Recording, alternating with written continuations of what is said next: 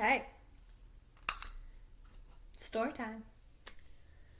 This one, the first of many, will be from our fabulous little summer camp / winter camp collection from when I was volunteering at a summer camp / winter camp, whose name will not go said. Their name will go unsaid. Anyways, also, it's a cute little heart. Target, dollar section. This is not an ad. Well, I guess I just made it an ad. Anyways, let's start. So I just work at this little volunteer thingy, this summer camp. And essentially, what had happened is we would be given some of the most god-awful, horrendous children in the world. I don't care if that sounds mean or out of pocket. No. I've been hit. I've been bitten. All this stuff by these children. So I guess we'll talk about the biter. And I'll be changing their names. I'll be replacing the first letter of their name. I feel like getting creative. The first letter of their name will be replaced with the letter that comes after it. So this kid's name was Crying. It's funny because he was always crying. Anyways, Crying, The first letter is replaced with the letter that comes after. Drop it in the comments if you can figure out what his name is. But, it was hard to stay mad at this kid. For some reason, he just had these big eyeballs, and it's like, I can't believe you're as demonic, as just evil as you are. When he, sometimes he'd be really sweet. Usually after he knows he messed up. But anyways, this kid, on many occasions, would bite other children. There was another kid he would have a huge issue with. Darson. Remember how the name thing works, okay? Letter after the first letter of their name.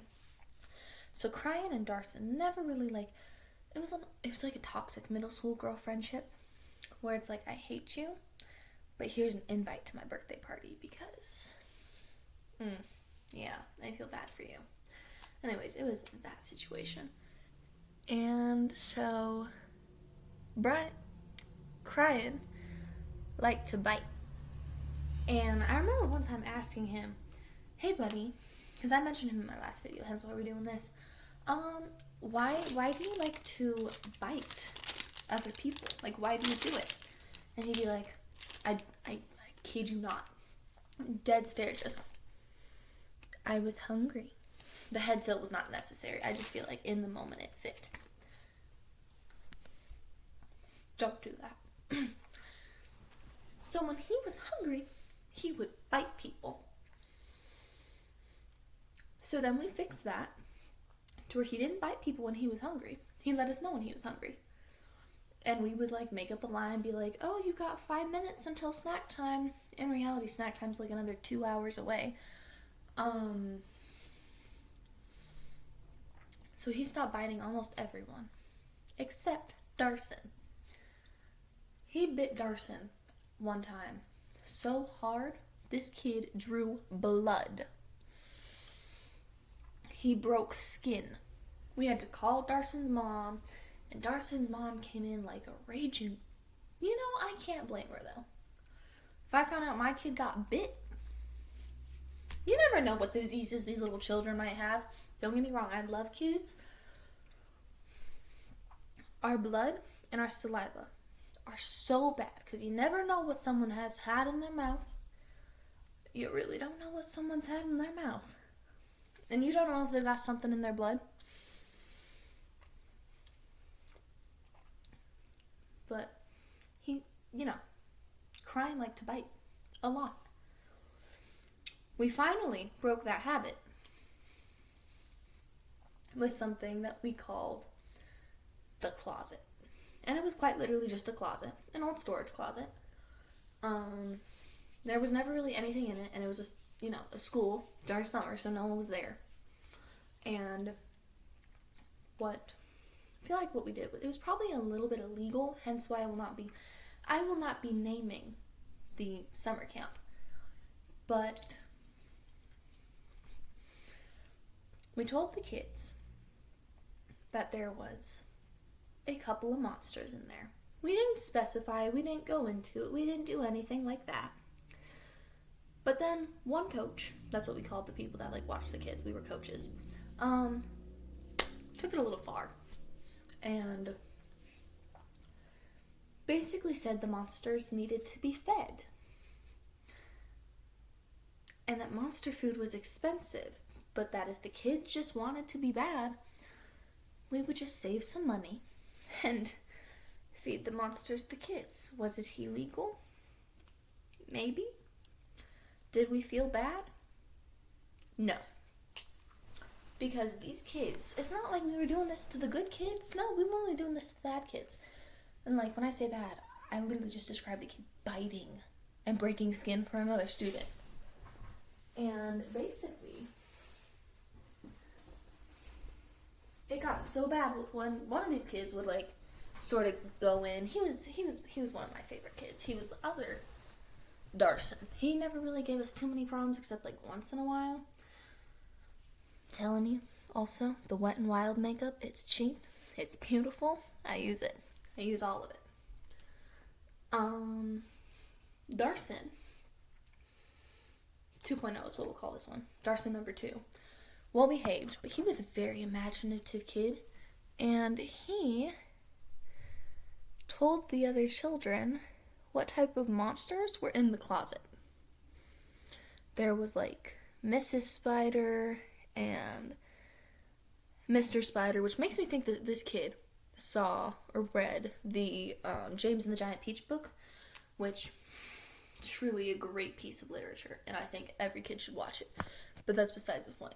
So I'm pretty sure that's where he got that from, and he came up with a whole storyline. And one day, Crying and a couple other boys, it was mostly all the little boys. Can someone explain to me why little boys are so naughty? Little girls can be naughty, but different types of naughty. These little boys were just, I'm surprised one of them didn't pull a pencil on the other one and try to stab him or something. But they were not being good. So the person I was working under said, go in the closet and you are going to make monster noises and scratch on the door. And I did it because I was getting fed up with these kids too. I know, I'm such a terrible person. Don't come for me. Trust me, we got yelled at by the boss. Because one of them went home, one of the little snitches went home and told their parents. So, yeah, little snitches, little jerks. Did that, ruining our fun.